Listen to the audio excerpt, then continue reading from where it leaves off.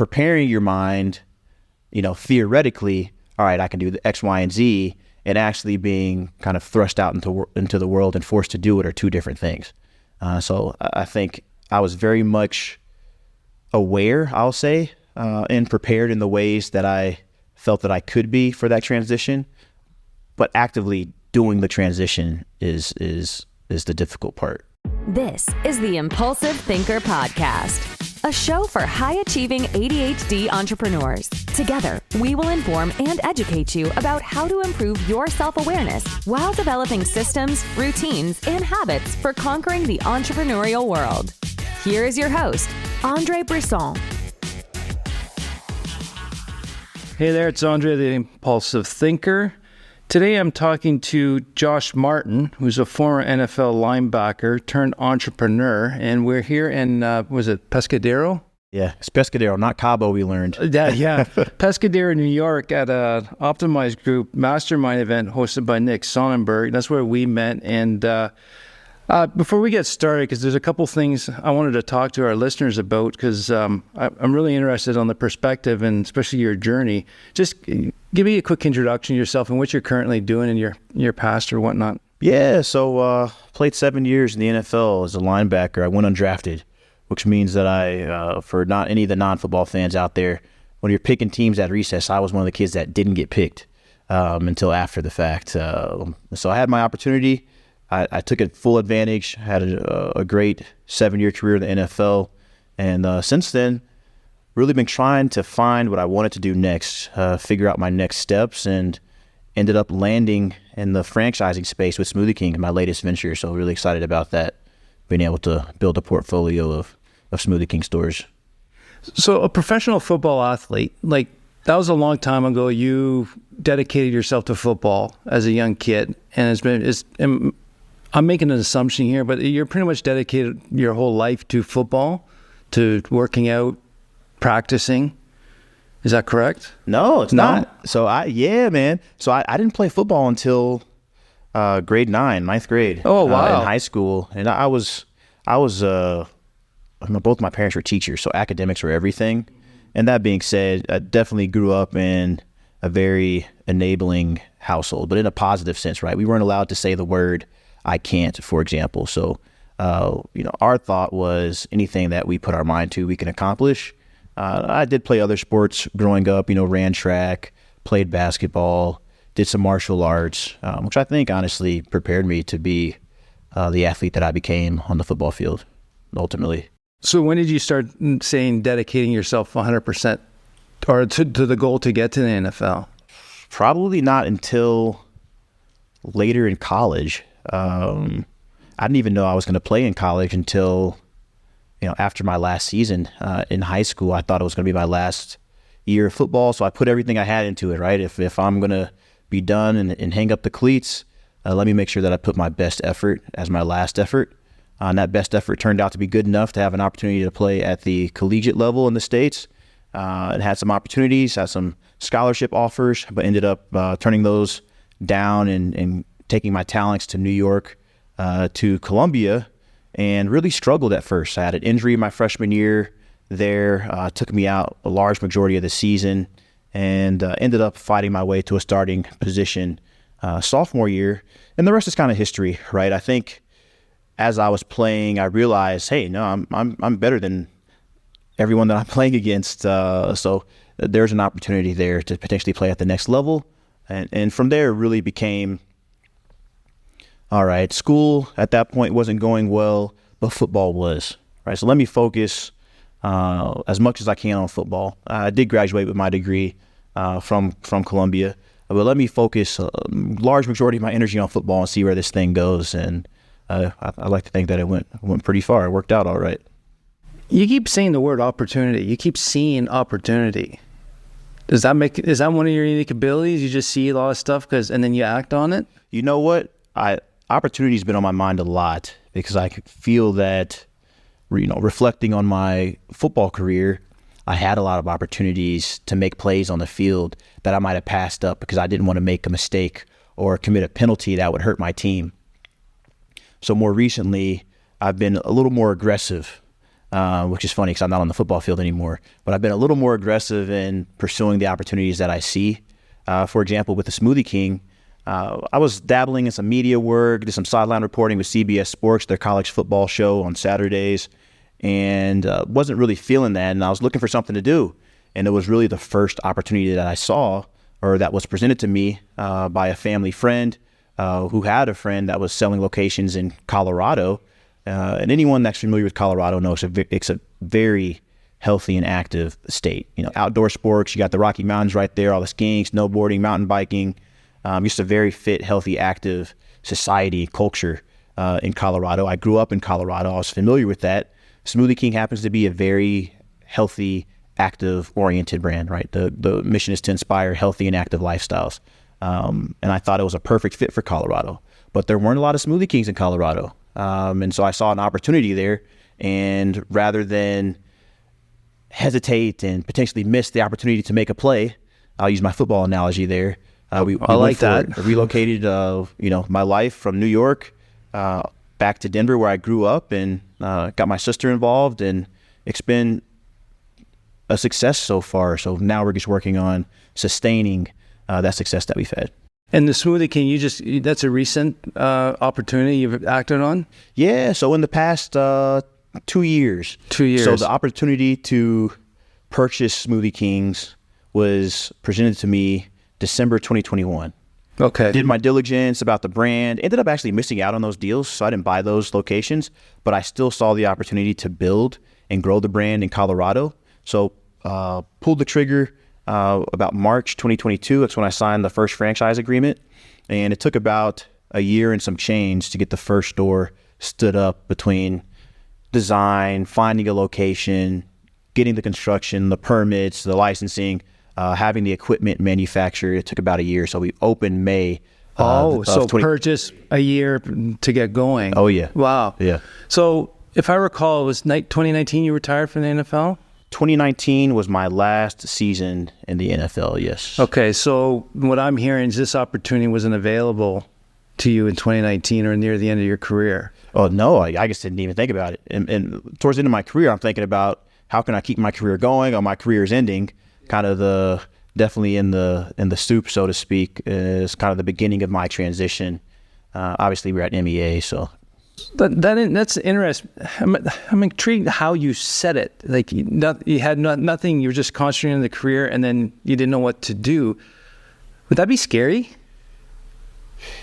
It was very scary, but I know in my position as an undrafted free agent, and again, undrafted free agent, your job is probably the least secure out of anyone else on the roster. So you come in, you see they're cleaning out a locker next to yours, you befriend someone, all of a sudden that guy is gone next week. So your job is always just a phone call away from being removed, right? So that mindset is kind of what carried me through my career, knowing that it could be taken from me at any moment. This is not even including the risk of injury, which you play football, you play hockey, injuries happen. It's just part of the game. But I was preparing myself mentally. I was taking the courses in the off season, the business management courses. I was befriending individuals like Nick and a lot of the types of people we're here with in Pescadero, and just trying to wrap my mind around what it could potentially look like.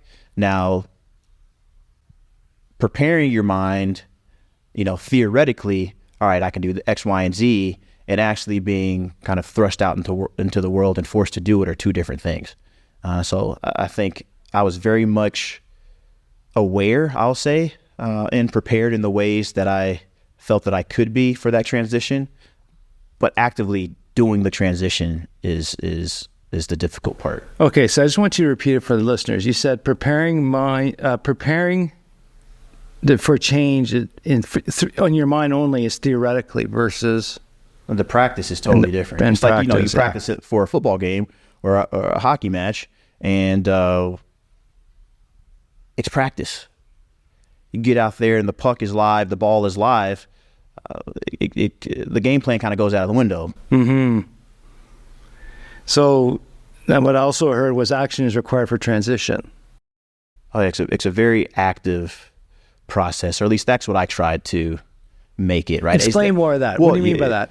I think as a defender, and I go back to football, you're very reactive as a defender. So you try to dictate as much as you can, right? The offense snaps the ball when the offense wants to snap the ball, and you have to be ready. Yeah. So you're really reactive. But that being said, you try to control the things that you can control. You force the offense's hand by being in certain defensive positions or alignments as far as your strategy is concerned. And when it comes to that transition, am I positioning myself to take charge of a situation or a potential opportunity, right? Do I have the knowledge to at least begin to go execute a game plan? But it's just that you have to execute. And even if you don't have a plan, you have to make a decision and move forward. Right. I say plan as if you can prepare for any of the possibilities. The reality is that you can't. And I think it would be unrealistic to expect you to be able to do so. Do you believe everyone thinks that way like you do about that, you got to take action or be prepared for a transition and take action? I don't think it's uncommon, but I think until you're faced with a transition, we all obviously go through transitions, whether it's through adolescence to adulthood or job, relationship, whatever it may be. We all have transitions. I think being at MEA, the Modern Elder Academy, which is where we are, their focus being on transition and midlife.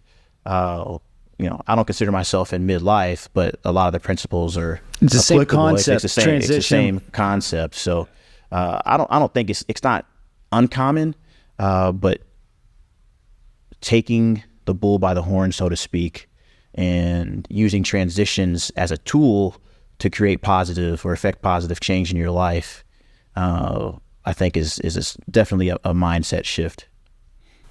Do you think a lot of professional athletes have this kind of concept or idea?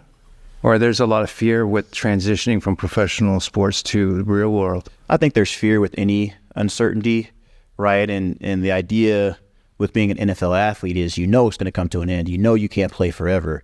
You just don't know when that end is going to be. And so I think that's what's most difficult with transitions with athletes. Unless you're going out on top and you're calling the shots and you know exactly when you plan to retire and you get that opportunity to hang it up on your terms, you just never know.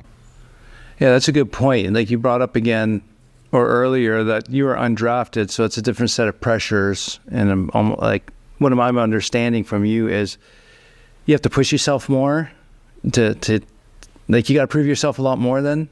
Yeah, I think it's one of those things where everyone's competing for a job. Right. I think there's an expectation that you might not be as competitive as people that were picked before you. So in that mindset, you do feel like you have to, there's no other option other than to go full tilt every opportunity you get, whether it's in practice or in, a game or a tryout or a workout, whatever it is, there's no option.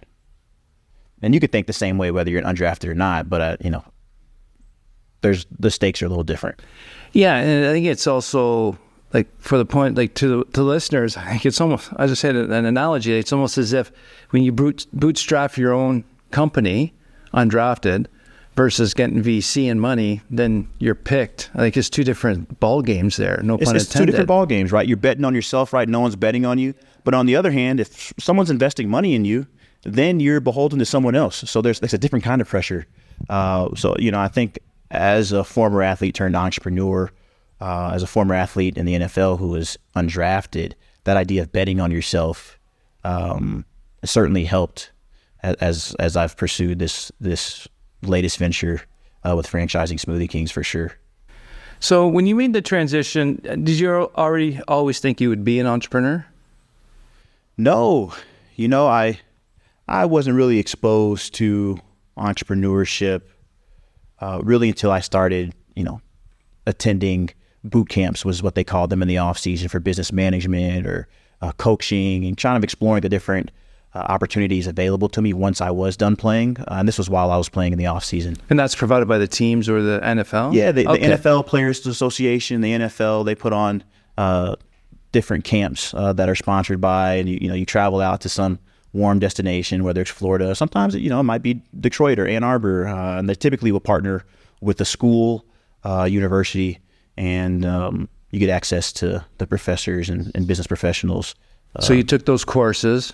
Yeah, I took those courses, and through the courses, you just kind of learn the possibilities. And then I think at a certain point, being in the NFL, it's very difficult. You don't call the shots in your own career. There's people that you're constantly trying to prove yourself to, that you're worth, that contract or that signing bonus, that check every week. And there's a switch that flipped at a certain point. I had a chance to earn a second contract, which was nice. So made some cash that I'm able to deploy now with the Smoothie King venture. But at that point, it was kind of baked into my brain through the conversations I was having with people that I respected, is that you're your own business. Yeah. Right. Oh yeah. And never thought of it that way. You walk into the locker room at certain teams, and there's this owner there that's shaking everyone's hands, right? And he's the person signing everyone's check, right? No one can really fire the owner. The owner's not trying to prove himself to a general manager or a coach. He's the person hiring and making all the decisions. And I thought, I want to be the owner. I want to be the person writing the checks. I've bet on myself before. I'd like to think that making smoothies isn't nearly as difficult or as risky as covering a kick in the NFL. So why not? So now that you've become an entrepreneur, so you took the courses, you retired from football, you had a year or two of transition, I guess. You want to give a little more detail, like maybe what was going through your mind, or were you always looking for something, or you weren't too sure? Well, so my career was ended with injury.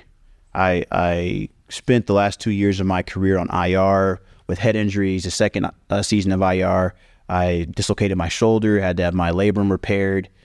So it was one of those things where, hey, back-to-back seasons, you're getting older as far as professional sports are concerned in the NFL. You need to start seriously considering what's next. Just so happened to, personally had some turbulence in terms of relationships, and it just kind of put things in perspective. The biggest part was just realizing that, hey, it's time. You gave it a nice run. So making that realization was probably the first step. And then doing some work to kind of find yourself again, the therapy, thinking through your thoughts with professional help was certainly a benefit. So you focused on your mental health at the same time. Yeah, focused on my mental health. Yeah, so that was probably the first thing that I focused on, changing my settings, moving to a different neighborhood in New York, and trying to build my social life, reconnect with friends that I maybe didn't have the strongest relationship to just because I was so focused on football for such a long time. So family as well, reconnected my family. I was able to see them more often and be able to go home for the holidays, right? Because football season is during Thanksgiving in the States and Christmas and New Year's. So I was able to reestablish and kind of reinvest in relationships that probably weren't as strong as they were before. And, from there was, okay, now let's figure out what I want to do. So dabbled in media, that CBS Sports, podcasting, video production, content creation. Journey from War, as you called it. The Journey from War, that was a podcast that I started probably in the last year or so of my football career as a way to meet new people, learn something, right? Have fun conversations that were informative and energizing. And then I was just kind of on the look for opportunities, right? So when the opportunity came to explore Smoothie King and I saw the potential of, developing a portfolio in Colorado, a great product market fit, I jumped on it. So I was just lying in wait. I was preparing my mind, kind of my soul with my relationships, lying in wait for the next opportunity. I saw it and I jumped on it. And it's about 6 months now since the time of recording. You've had Smoothie King's been open? Yeah, the store's been open for about 6 months, and in the preparation that we had leading up to the opening of the store has proven very fruitful. No pun intended, because the smoothies are fruit. We use real fruit, real veggies, man. Super clean smoothies. I think that's the other thing. It aligned with my personal values, the brand of Smoothie King as well. So it was a really nice fit. And so the first 6 months, don't necessarily need numbers here, but you are blowing records. Yeah, we're doing well. We're being very competitive as far as the system is concerned for our type of store, our layout, right? We're an inline store, which means we're kind of sandwiched by 2 other retail shops. We don't have a drive-through. So typically those are lower in revenue, but we're kind of disproving that with some of the strategies we're employing, which really has to do more with not necessarily trying to attract customers and foot traffic to the store, but actively taking smoothies out of the store. The catering has been huge, and kind of developing relationships in the community, which is no secret. Small businesses and success of small businesses, it kind of reliant on your ability to engage and be a valuable member, visible member in your community. But we've been very aggressive. Like I said, we're covering kicks, but we're applying it to selling smoothies, and we're moving forward with a goal in mind towards the ball. And we've certainly had some times where we've been knocked down, but we get back up and we keep pursuing. Well, that's entrepreneurship. Yeah, man. It's the goal. A successful entrepreneur always gets up. Yeah. Yeah, and lines up again for the next tackle. Yo, for sure. So, wow, this is fantastic. A lot of great insights here, like actions required for transition, because it's an active process. Transition as a tool for positive action. I really like that. And I need to think about more on that one, but that makes a lot of sense to me. Can't explain it, but it just makes sense. Using transition as a tool, not something that's you're not being passive. Right. You're not letting it just happen to you. You're using it as a catalyst for transformation. Thank you. I love that reframe. And then just thinking about it, as professional players are their own businesses. That just gives me a whole different perspective of the pressure that you guys have in the locker room and during your career. Absolutely. And I'll say you could apply that to anyone in business, right? You, as an engineer formerly, you had a reputation that you maintained. You were really a business. You're managing your own brand within your office, right? It's the same for anyone. If you think that way and take ownership and give yourself that agency, it certainly helps you develop some confidence and you make decisions maybe a little differently. Yeah. And I just want to give you a lot of credit and to pursue mental health as a priority during your transition stage. Men, it seems to be taboo to deal with that shit, but I commend you on that. It's not easy. I appreciate that. It's changing, right? Because we can have this conversation now and talk about and reflect on our time with therapists and how we've benefited from it. And that's something that's really changed across professional sports, NFL, basketball. Kevin Love, for example, a big advocate for mental health. Michael Phelps, the swimmer, big advocate for mental health. So it's changing. Is it changing fast enough? No, we're still losing. We're still losing some of our brothers, but it is changing, and it's really it makes me feel good inside that we can have these conversations, and kind of the narrative around men and feelings is definitely taking a turn for the better. I love you, brother. Yeah, man, I love you too. Exactly. No, but it is. These types of conversations help proliferate other conversations, and I appreciate you sharing your story here. And you know what, dude? I'm really happy that you've bet on yourself so many times. I don't think a lot of entrepreneurs get that kudos, because that's what we do, is we bet on ourselves many times, and no one only sees the positives or the success, but the times we got beat down is very good. What would you, to finish this off, what would be your recommendation to the listeners about transitions? Because transitions occur many times throughout an entrepreneur career, personal relationships, any time. It's going to happen many times in our lives. Yeah, I think, as difficult as it may be, working to use transitions as a catalyst for growth, for transformational change, kind of turning it on its head, right? You might get knocked down, but that transition is a chance for you to stand back up again. And when in that act of standing up one more time, you're that much stronger, right? You're in that much of a better position to weather future storms, and to turn those on their heads, so to speak, and leverage those for transformational change. Well, there's no way I can beat that one for the end of this episode. So where can people find you if they want to follow you or learn more about the Smoothie King? Yeah, I'm on Instagram at joshmartin95. You can follow our Smoothie King at Smoothie King Den, DEN for Denver, on Instagram as well. Okay, good. Well, thanks again. I appreciate your time to talk about this. Andre, thank you for having me, man.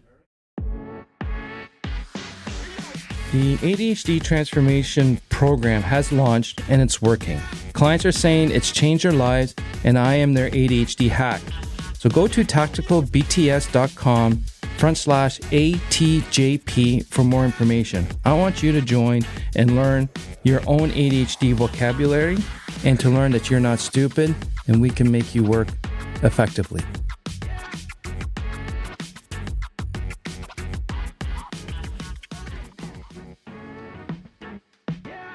Thank you for listening to the Impulsive Thinker podcast. If you have a question, comment, or suggestion for the show, please visit theimpulsivethinker.com. The Impulsive Thinker podcast is produced by Tactical Breakthroughs and hosted by Andre Brisson.